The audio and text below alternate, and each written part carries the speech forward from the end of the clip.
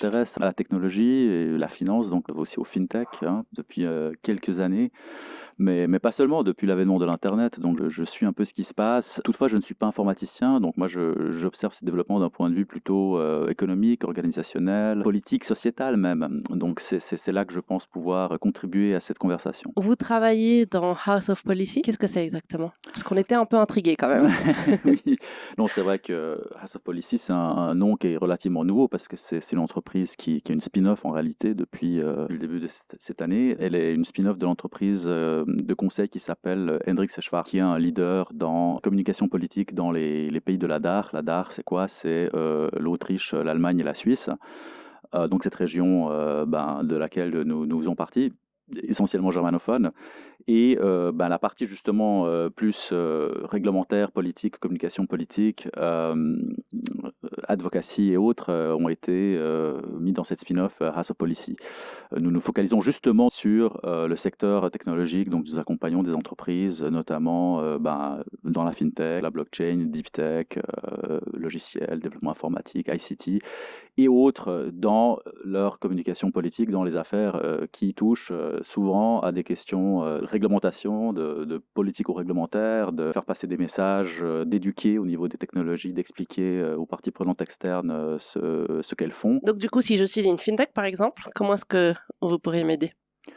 Oui, alors ça dépendra évidemment du produit ou du service que vous mettez à disposition, mais c'est une très bonne question parce qu'en fait, en 2015, nous avons facilité la création justement d'une alliance fintech au niveau européen, au niveau de l'Union européenne, hein. Donc nous étions initiateurs de quelque chose qui aujourd'hui est devenu la plus importante association de fintech au niveau européen, au niveau de Bruxelles essentiellement, parce que justement c'était l'époque où fintech était très mal vu par les banques et il y avait une rivalité énorme entre ces deux milieux et ils avaient besoin, les fintechs avaient besoin d'une représentation politique, en tout cas un monitoring, un suivi conséquent des réglementations, des régulations, de toutes sortes de projets, hein, qui se font au niveau politique. C'était nécessaire de créer justement cette alliance qui est devenue entre-temps une association et qui marche très bien. Après, un par un, des entreprises, oui, tout à fait. Donc, selon les problématiques, je pense que c'est très important de s'intéresser à ce qui se passe à l'extérieur. Donc, alors c'est des questions, voilà, réglementaires, mais des questions aussi souvent de médiatiques, de simplement d'expliquer, ce que fait la fintech, comment elle va changer, comment elle va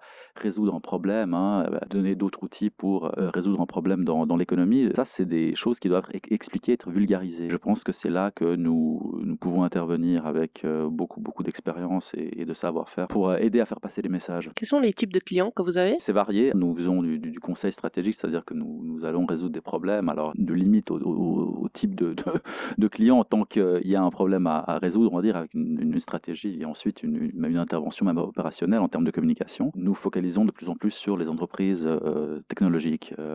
Alors il y a l'industrie classique ICT, hein, ce qu'on appelle technologie de l'information et de la communication, mais c'est un terme qui est de moins en moins utilisé. Nous parlons de plus en plus de numérique ou de digital. Bon, ça c'est des termes anglo-saxons qui sont repris en langue française, mais disons que c'est devenu quelque chose de transversal, hein. Donc dans beaucoup de secteurs, on va dire des verticales, hein, que ça soit dans les transports, dans la logistique, l'élément numérique devient hyper important. Du coup, ça touche aussi la politique, ça touche le réglementaire, ça touche le sociétal.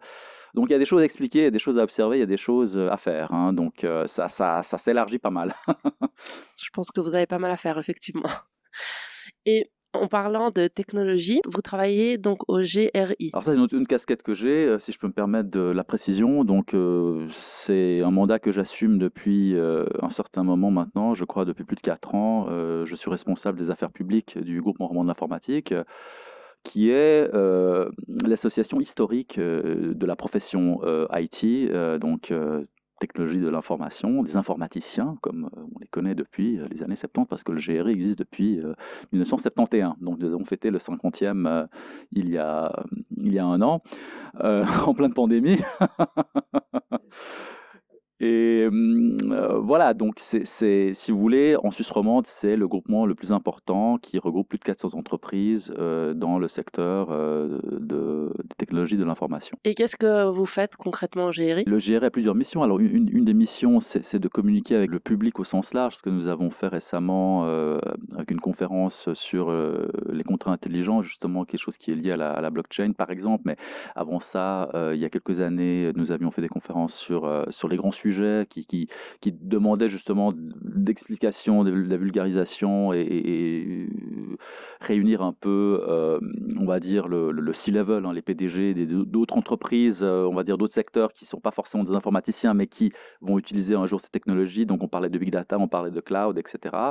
Ça, c'est une mission importante dans laquelle moi je suis le plus actif, hein, parce que je fais les affaires publiques. Après, le GRI, fondamentalement, il s'occupe justement d'entretenir tous les professionnels du secteur IT en faisant des formations, en particulier la formation au niveau de l'apprentissage, puis au niveau du brevet fédéral, hein, apprentissage d'informatique. Pour ce faire, le GRI publie chaque année les métiers, en fait, les métiers officiellement décrits dans le secteur informatique au sens large, hein. Et typiquement maintenant avec la blockchain, il y a des nouveaux métiers qui sont définis et le GRI met à jour chaque année ces descriptifs de métiers dans l'informatique. Et en parallèle à ce livre, il publie aussi les salaires, en fait, les salaires de la branche, mais vraiment, voilà, métier par métier, avec des comparaisons, etc.